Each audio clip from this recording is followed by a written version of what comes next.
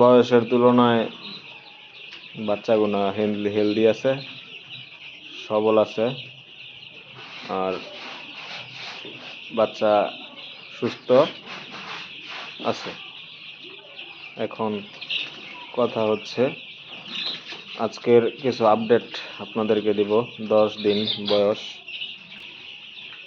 এই দেশটা 10 দিন বয়সের বাচ্চাগুলো কিন্তু এই 8 থেকে 10টা বাচ্চারে মানে ঠোঁট দিয়ে ঠোকরে এক করুণ অবস্থা করে ফেলছে। আমরা এগুলো আলাদা করে রাখছিলাম রাত্রে, এখন আবার হলুদ দিয়েছিলাম। হলুদ দেওয়ার পরে আবার ওইগুলো একসাথে মিক্স করে আবার ছেড়ে দেওয়া হয়েছে। আজকে রাত্রে আবার গাম্বুরা ভ্যাকসিন দেওয়া হইব। তো ভ্যাকসিনের সময় আপনাদেরকে দেখাবো কীভাবে ভ্যাকসিন করি। আমার ভিডিওর সাথে থাকবেন, চোখ রাখবেন আমার চ্যানেলে, কখন কোন আপডেট মুরগির দিচ্ছি। যারা নতুন তারা শিখবেন, যারা পুরান আছেন তারাও চাইলে দেখতে পারেন। ভিডিওর কন্ডিশন কেমন হয় সেটা জানাবেন। আর যে কোনো বিষয় পরামর্শ পেতে আমার কমেন্ট বক্সের মধ্যে কমেন্ট করবেন। যদি কিছু জানার থাকে, আমার যতটুকু জানার মতে যতটুকু জানি আমি আপনাদেরকে বলে দেওয়ার চেষ্টা করব। এই মুরগি খামারের বিষয় নিয়ে যতটুকু আমি জানি ততটুকু আপনাদেরকে বলে দিব।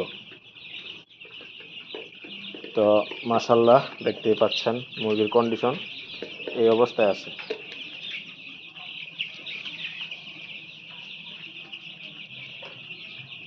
তা আপনাদের খামারের কে কোথা থেকে দেখছেন, আপনাদের খামারের কি অবস্থা, যারা মুরগি পালেন তাদের কি অবস্থা, যারা মুরগি পালন করবেন চিন্তা করছেন তারাও বলতে পারেন, যদি পরামর্শ আমি দিব। আর যারা পালতেছেন তাদের খামারের বর্তমান পরিস্থিতি জানাবেন। কে কত পিস বাচ্চা ওঠান সেটাও জানাবেন। আর কে কোথা থেকে আমার ভিডিও দেখছেন ওইটাও বলবেন।